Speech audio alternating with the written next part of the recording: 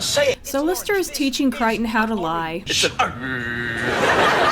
It's an But it's not working out. Just can't lie. I'm programmed always to tell the truth. Despite the fact that he lied in the previous episode, but maybe he just can't lie to humans. Look, an orange, a melon, a female aardvark. Sir, how do you do that? An aardvark isn't even a fruit. Anyway, the point of it is to help Crichton break his programming so he'll be more independent. What's this? No! It almost seems painful. It's a small off-duty Czechoslovakian traffic warden. Success! Crichton, man, you can do it. No, I can't. Yes, you... Oh. Smartass. Apparently he can't do it in front of other people, though. What's this? It's an orange. What's this? I understand that it can be noble to lie. I just can't do it. Meanwhile, Crichton is 20 minutes late for something that he was supposed to do with Rimmer. Oh, spin my nipple nuts and send me to Alaska. And Lister convinces him to test himself by calling Rimmer everyone's favorite nickname for him. He's a smig. Hey! I did it! Now he just has to say it to his face. Glad you could make it this millennium. This scene is just littered with Rimmer making snarky remarks and Crichton making funny faces and noises as he tries to call him out on it. Is there any possibility we can go just a little bit faster? I mean, so we're not being overtaken by stationary objects? Sir, you're a smig. Meanwhile, Rimmer has no idea what Crichton's trying to say. It's awesome. They pick up a distress beacon coming from a planet that's about to explode in 2 hours. Crichton thinks they should check it out in case someone needs to be rescued, but Rimmer thinks it's too dangerous. But in a surprising show of independence, Crichton insists on doing it anyway. Crichton, you are committing an act of mutiny. I could have you dismantled for this. Smig. Oh, damn my programming. He's got mad droid disease. Get waving a banana in front of me and calling it a female aardvark. So Crichton goes down to the planet alone, falls, and is rescued by what appears to be a female droid named Camille, who he is immediately taken with. Are you a 4000 series? Yes, I'm the 4000 series GTI. GTI? Oh, wow. I'm just the plain old 4000 series. And apparently the feeling is mutual. Stare mode cancel. It's just you have really amazing eyes. If you like, I could pop them out and you could borrow them. Heck, what a jerky thing to say. Resulting in some... But has anyone ever told you that the configuration and juxtaposition of your features is extraordinarily apposite? really odd flirting. Oh, what is that fragrance? It smells divine. WD-40. In Z80012, using hex rather than binary and converting to a basic ASC2 code, Camille, I think I E5A908B7U. But when it's revealed that Crichton isn't traveling alone, she freaks out and says that she can't meet his shipmates. But she doesn't say why. But you don't know them. You'll like them. Well, some of them. Well, one of them. Maybe. Crichton convinces her to come back with him, but when Rimmer shows up, suddenly she's a cute female hologram. Howdy. Howdy. Or that's how Rimmer sees her. Speaking of odd flirting. Well, my first name's Arnold, but the guys just generally call me Duke. Duke? Yes, well, they don't call me Duke absolutely all the time, so don't call me Duke in front of anyone, because they might have forgotten. You know that they call me Duke. So Crichton and Rimmer start talking about Camille, and notice that she's in the background and she's either the mechanoid or the hologram, depending on which guy is talking about or looking at her.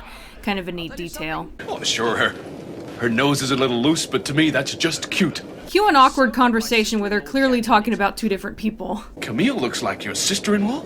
What happened? Was she involved in some kind of horrific car accident? No, of course not. She was a model. And she looked like Camille? So she's been taken to the medical bay, and once Lister walks in, she's suddenly a third woman. Visitor, Camille. Hi. Dave Lister, ship surgeon. You're a surgeon. Well, I'm not fully qualified, but I've seen every episode of Saint Elsewhere. Something tells me you're not really a doctor. What gave it away?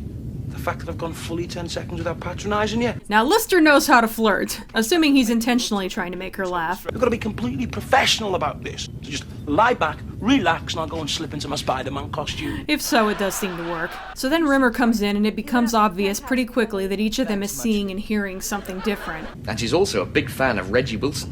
What, you like Hammond organ music? It's mindless pap. Absolutely amazing, eh? I accidentally paused here earlier, so Best Face Award goes to Rimmer. Anyway, Lister gets her to explain. Oh, you'd probably have worked it out eventually.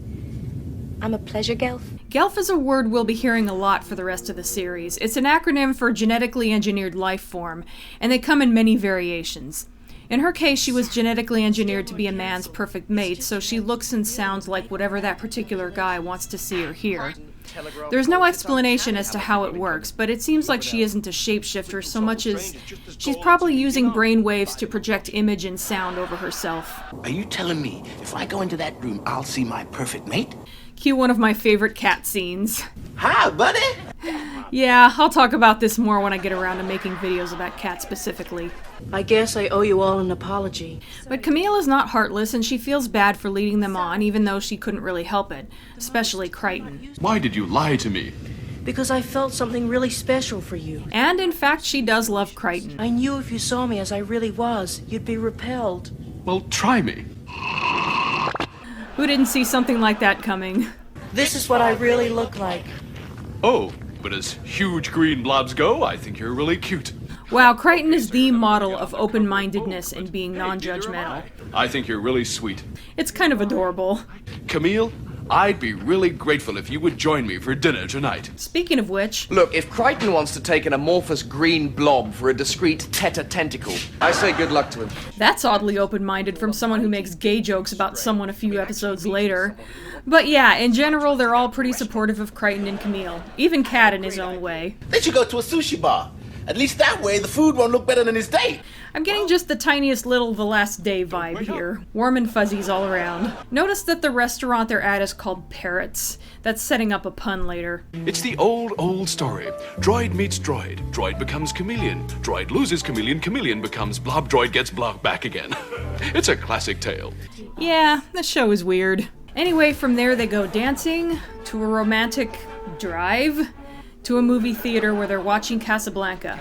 It's littered with examples of how lying can be noble. Spoiler, remember how Me Squared referenced Citizen Kane? Yeah. So it turns out that there's another Gelf on board, like Camille, and it turns out that it's Camille's mate who is working on a way to cure them.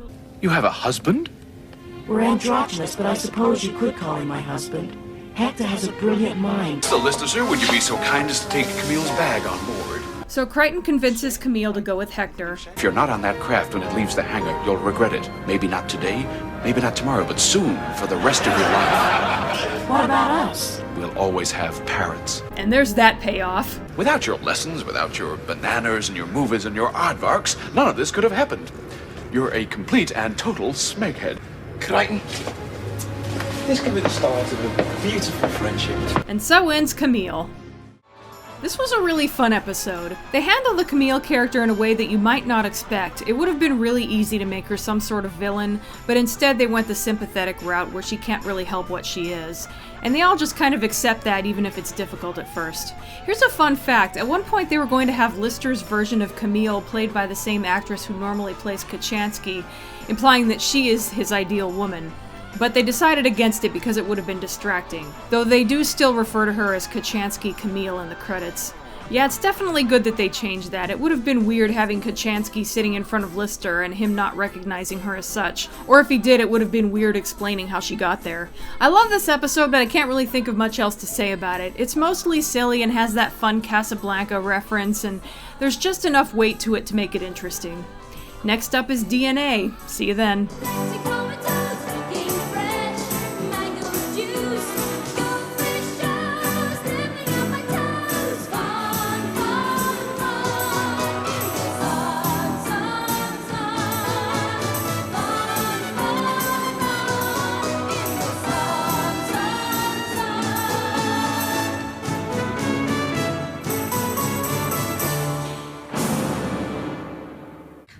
What's this? It's a banana.